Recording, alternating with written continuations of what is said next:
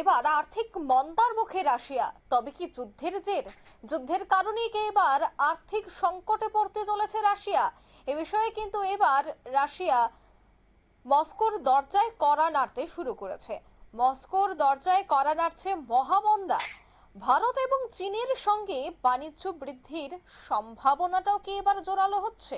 বিস্তারিত সে বিষয়ে জানবো। টেলিফোন লাইনে যুক্ত হয়ে গেছে প্রতিনিধি সৌম মুখার্জি। সৌম, এই যে একদিকে যুদ্ধজের, যার ফলে আর্থিক মন্দার মুখোমুখি হচ্ছে রাশিয়া, কি মনে হয় আগামী দিনে ভারত এবং চীনের সাথে যে বাণিজ্যিক সম্ভাবনা রয়েছে তা অনেকটাই বৃদ্ধি পাবে?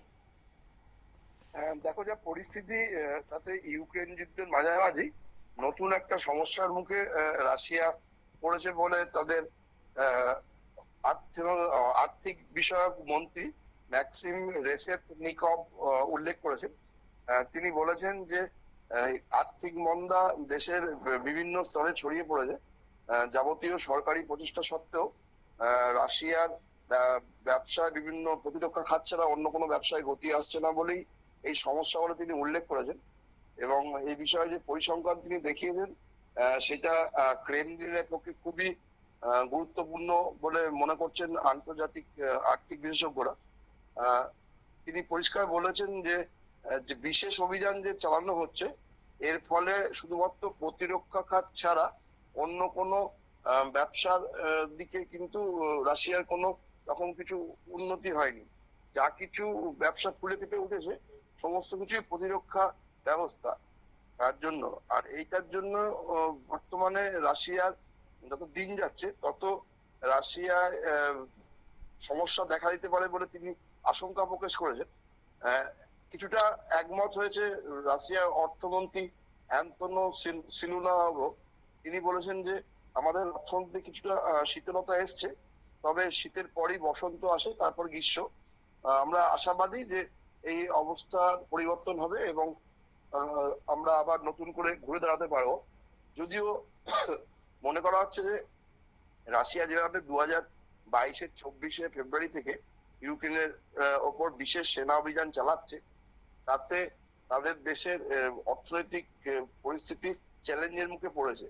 অনেকেই মনে করেছিল যে রাশিয়া হয়তো অর্থনীতি ভেঙে পড়বে 2022-এর শেষের দিকেই, কিন্তু সেটা টপকে গেছে সেই চ্যালেঞ্জটা। তারপরে রাশিয়ার অর্থনীতি কিছুটা স্থিতাবস্থা ছিল, কিন্তু বর্তমানে পরিস্থিতি খুবই খারাপ। অনেকেই মনে করছেন যে যখন ইউক্রেন আর রাশিয়ার যুদ্ধ হয়েছিল তখন মার্কিন নিষেধাজ্ঞা থাকা সত্ত্বেও, ইউরোপীয় ইউনিয়নের যে দেশের নিষেধাজ্ঞা থাকা সত্ত্বেও যেহেতু তেল, অপরিশোধিত তেল ভারত সহ কিছু দেশ কিনছিল, সেহেতু রাশিয়ার কিছুটা ইনকাম হচ্ছিল।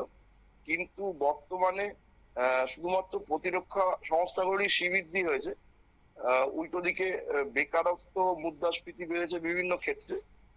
সেই জন্যই এখন রাশিয়ার লোকজন মনে করছে যে তারা যা পরিস্থিতির মধ্যে আছেন এইরকম যদি চলতে থাকে, যুদ্ধ যদি না থাকে, তাহলে প্রেসিডেন্ট পুতিনের যে কোষাগার আছে সেটা ক্রমশ শেষের দিকে চলে যাবে এবং সেই দিকেই মন্দার আশঙ্কা করছেন মস্কোর যারা অর্থনৈতিক বিশেষজ্ঞ আছে। সেই কারণে তাদের বক্তব্য হচ্ছে যে এই যে পরিস্থিতি তৈরি হয়েছে এটার জন্য পুতিনের নীতি অনেকটা ক্ষেত্রে দায়ী, কারণ তারা নতুন করে অন্যান্য ব্যবসায় কোনো সম্ভাবনার দিকে নজর না দিয়েই তারা শুধুমাত্র প্রতিরক্ষা খাতেই মোটা খরচ করছে, আর মুদ্রাস্ফীতির হারকে এই জন্য নিয়ন্ত্রণও করতে পারছে না।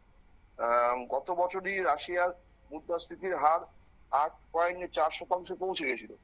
আর তারপরেই ব্রিক্স যারা গোষ্ঠীভুক্ত দেশ আছে তাদের সম্মেলন শেষের পরই আবার নতুন করে রাশিয়া তাদের রিজার্ভ ব্যাংকের সুদ বৃদ্ধি করে। বর্তমানে ক্রেমলিনের সুদের হার অন্যান্য ব্রিক্স গোষ্ঠী দেশগুলোর থেকে বেশি, যেটা সুদ বৃদ্ধি করতে করতে এখন আর বাড়ানোর কোনো জায়গা নেই। ফলে নতুন করে মানে আর্থিক বৃদ্ধির কোনো সম্ভাবনা তারা দেখছে না। তবে একটা আশাবাদী রাশিয়া যারা অর্থনৈতিক বিশেষজ্ঞ আছে তাদের বক্তব্য হচ্ছে যে বর্তমানে যা পরিস্থিতি তৈরি হয়েছে তাতে রাশিয়া ক্রমশ ভারত ও চীনের সঙ্গে বিভিন্ন ক্ষেত্রে বাণিজ্যিক সম্পর্ক বাড়ানোর বিষয়ে আগ্রহী হয়েছে এবং সেই ব্যাপারে তারা সচেষ্ট হয়েছে। আর সেই কারণে সেটা তারা মনে করছে যে ভারত ও চীনের সাথে ব্যবসা সম্পর্ক যত ঘনিষ্ঠ হবে তত রাশিয়ার অর্থনীতি শক্তিশালী হবে। যদিও এটা এখন যা যুদ্ধ পরিস্থিতি চলছে ইরান বা ইসরায়েলে, সেই প্রভাবটাও রাশিয়ার উপর পড়তে পারে বলে আশঙ্কা করা হচ্ছে। এখন আগামী দিনে কি হবে না হবে এটা পুরোপুরি নির্ভর করছে বর্তমান যুদ্ধ পরিস্থিতির উপর। তবে যেভাবে রাশিয়ার আহ, মুদ্রাস্ফীতির হার বাড়ছে, তাতে রাশিয়া যদি ইউক্রেনের সাথে কোনো সমঝোতা রাস্তায় না যায়, তাহলে আগামী দিনে বড়সড় আর্থিক বিপর্যয়ের মুখোমুখি হতে পারে বলেই ক্রেমলিন মনে করছে আন্তর্জাতিক বিশেষজ্ঞরা। অঙ্কিতা। একদমই ধন্যবাদ। অর্থাৎ আন্তর্জাতিক বিশেষজ্ঞরা কিন্তু এমনটাই মনে করছে যে এবার কিন্তু অনেকটাই আর্থিক মন্দার মুখোমুখি হতে চলেছে রাশিয়া, কারণ মস্কোর দরজায় এবার কড়া নাড়তে শুরু করেছে মহামন্দা। তাই এই বিষয়গুলিকে কেন্দ্র করে আন্তর্জাতিক মহলেও কিন্তু রাশিয়া নিয়ে চর্চা শুরু। নিয়ে নিচ্ছে ছোট্ট একটি বিজ্ঞাপন বিরতি, সঙ্গে থাকুন।